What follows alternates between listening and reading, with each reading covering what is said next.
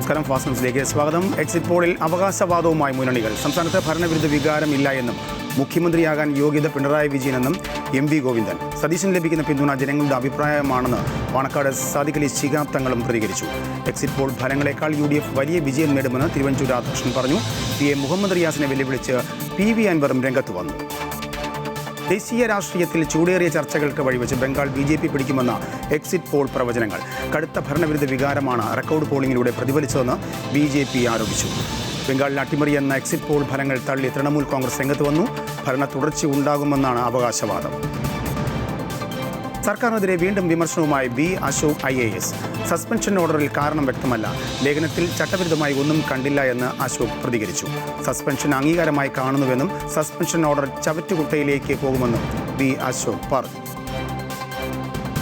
ഇറാനിലെ US ഉപരോധം തുടരുന്ന സാഹചര്യത്തിൽ അന്താരാഷ്ട്ര വിപണിയിൽ ക്രൂഡ് ഓയിൽ വില കുതിച്ചുയരുന്നു. ബാരലിന് $120 2020 ശേഷമുള്ള ഏറ്റവും ഉയർന്ന നിരക്കാണ് ഇത്. ഉപരോധം അവസാനിപ്പിച്ചില്ല എങ്കിൽ എണ്ണവില $140 ആക്കുമെന്ന ഭീഷണിയാണ് ഇറാൻ്റേത്. ആശ്വാസമായി സംസ്ഥാനത്ത് ശക്തമായ വേനൽമഴ. ഇടുക്കി, കണ്ണൂർ, കാസർഗോഡ് ജില്ലകളിൽ ഇന്ന് യെല്ലോ അലർട്ടാണ്. താപനിലയിൽ നേരിയ കുറവുണ്ട്.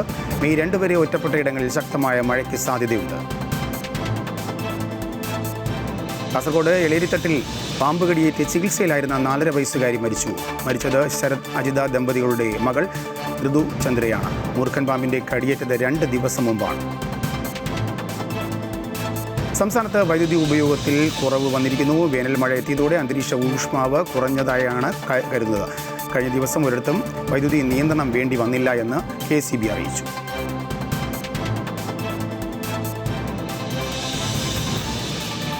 ബാംഗ്ലൂരിലുണ്ടായ ശക്തമായ മഴയിലും കാറ്റിലും ആശുപത്രിയുടെ മതിലിടിഞ്ഞ് വീണ് 2 മലയാളികൾ ഉൾപ്പെടെ 7 പേർ മരിച്ചു.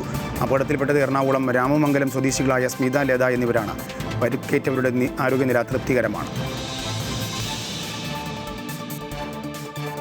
തൃശൂർ മുടിക്കോട് മേൽപ്പാതയിൽ കാറുകൾ കൂട്ടിയിടിച്ച അപകടം. ഒരു കാർ തലകീഴായി മറിഞ്ഞു. പരിക്കേറ്റവരെ ആശുപത്രിയിൽ പ്രവേശിപ്പിച്ചു. ആരുടെയും പരിക്ക് ഗുരുതരമല്ല. IPL നിന്ന് ഗുജറാത്ത് ടൈറ്റൻസ് റോയൽ ചലഞ്ചേഴ്സ് ബാംഗ്ലൂരിനെ നേരിടും. വിരാട് കോഹ്ലി അടക്കമുള്ള പമ്പന്മാരുടെ ബാറ്റിംഗ് കരുത്തിലാണ് ബാംഗ്ലൂരു ഇറങ്ങുന്നത്. 8 കളിയിൽ നിന്ന് 4 ജയവും 4 തോൽവിയുമായി പോയിന്റ് നിലയിൽ മധ്യഘട്ടത്തിലാണ് ഗുജറാത്ത് ടൈറ്റൻസിൻ്റെ നിലവിലെ സ്ഥാനം. രാത്രി 7:30 മുതൽ അഹമ്മദാബാദിലാണ് മത്സരം. ഇതോടുകൂടി ഫാസ്റ്റ് ന്യൂസ് പൂർണ്ണമാകും.